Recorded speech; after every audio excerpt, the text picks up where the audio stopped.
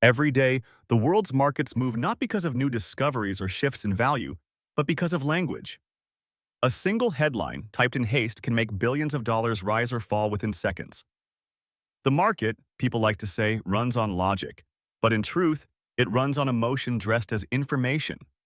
Psychologists have long known that the human brain treats emotionally charged language as a signal of danger or reward. When we read words like crash, collapse, or record-breaking, our brains release a chemical called noradrenaline, the same stress signal used for survival. Newsrooms know this instinctively. Fear is not just a feeling, it's a business model. The concept behind this is called the affect heuristic, a mental shortcut that uses emotion to make quick decisions. Instead of analyzing data, the brain takes a shortcut. It asks, how do I feel about this? If a headline feels negative, the entire market can start to feel unsafe. If it feels exciting, optimism spreads like a spark. Economists at the University of California analyzed over 9 million financial headlines over 2 decades. They found a direct link between emotional tone and short-term volatility. Days with highly emotional coverage, whether fearful or euphoric, correlated with more trading volume, sharper price swings, and greater overall market instability. In other words, emotion doesn't follow the market, it leads it. This isn't unique to finance. Humans evolved to overreact to information that feels urgent. Thousands of years ago, survival depended on noticing danger first and thinking later. The problem is that financial news now speaks in the same tone evolution reserved for predators. Each alert feels like an approaching threat, even when it's only numbers on a screen. During the Great Depression, radio broadcasters spoke of panic in every city. People didn't need to see markets fall. They could hear it in the voices on air. Confidence collapsed faster than prices. In today's world, that same voice lives in headlines, notifications, and push alerts. The technology changed, but the emotional architecture stayed the same. Neuroscientists call this emotional contagion. It's the process by which one person's fear infects another through language or tone. When financial media amplifies anxiety, it doesn't just describe panic, it spreads it. Investors begin to mimic each other's emotions, creating self-fulfilling feedback loops of volatility. This is why headlines matter more than articles. Most people never read beyond the first sentence. Our brains evolved to take surface-level cues and act quickly. News organizations have optimized for that. The headline is no longer an entry point. It's the message itself.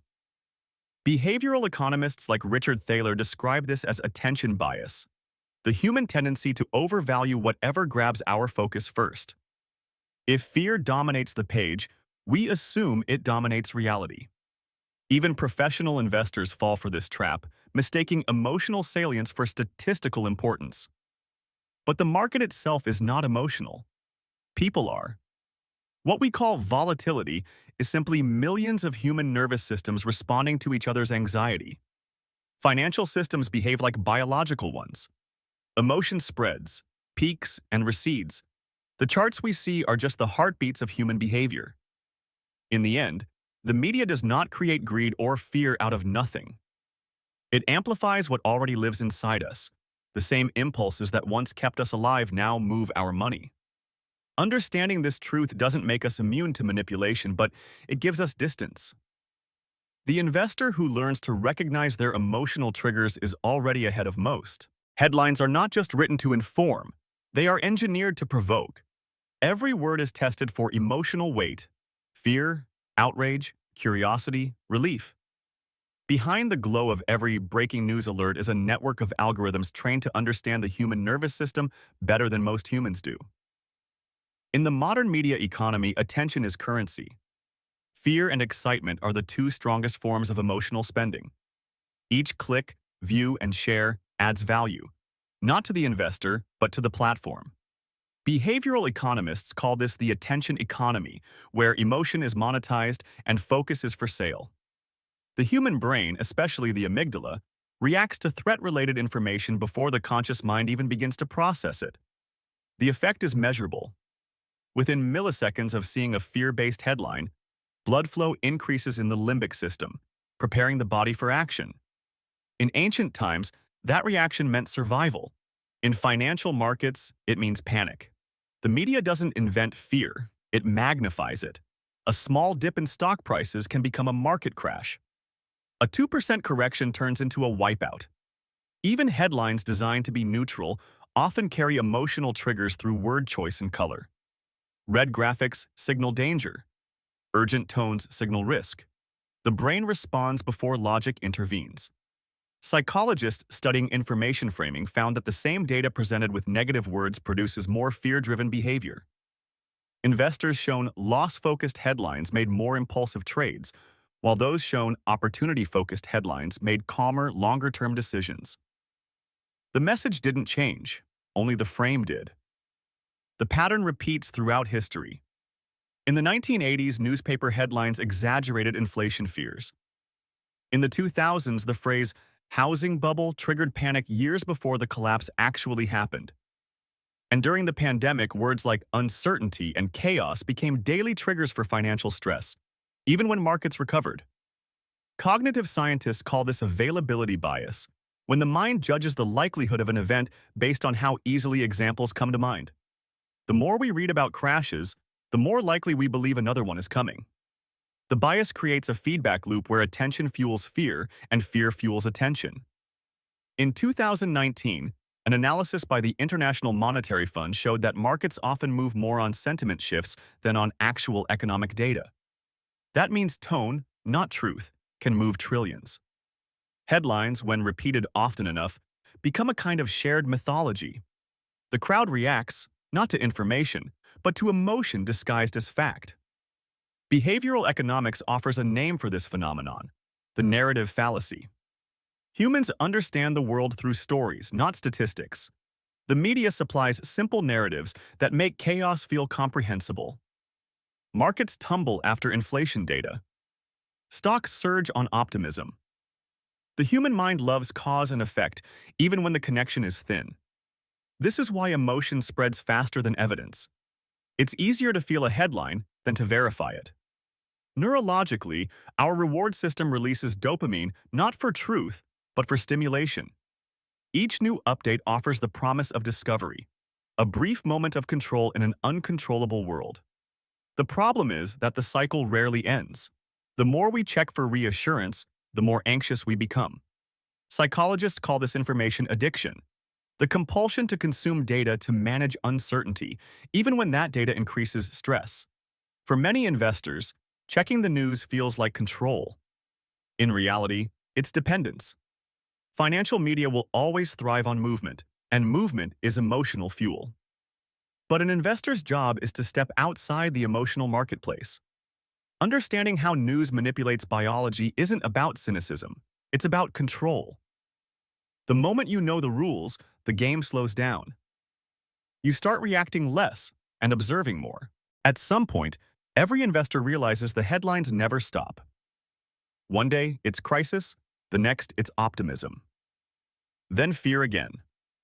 The rhythm doesn't reflect the market, it reflects the human nervous system. Excitement followed by anxiety, relief followed by doubt. The only way to win the game is to stop playing by its rules. Psychologists call this cognitive reappraisal, the ability to reinterpret emotion through thought. When you feel panic, you don't suppress it. You name it. You analyze it.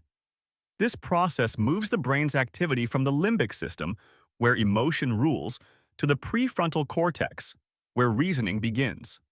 Awareness is the first filter of emotional control. Behavioral finance offers a similar tool called reframing. A headline that screams "markets plunge" can be reframed as "markets adjust." Same data, different story. You don't change reality. You change your interpretation of it. The investor who can shift perception without changing facts gains the only true advantage: perspective. Our brains love drama.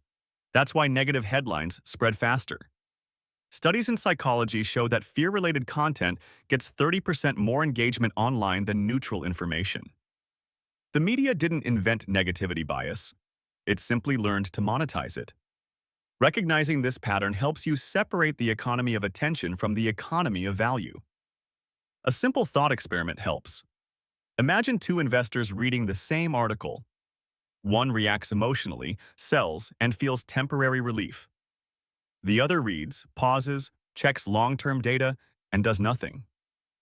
Over decades, those small differences accumulate into entirely different financial lives. Emotional patience compounds faster than money does. This is not about ignoring news. It's about learning to see through it. The wise investor consumes information the way a scientist observes weather, watching patterns without believing every forecast.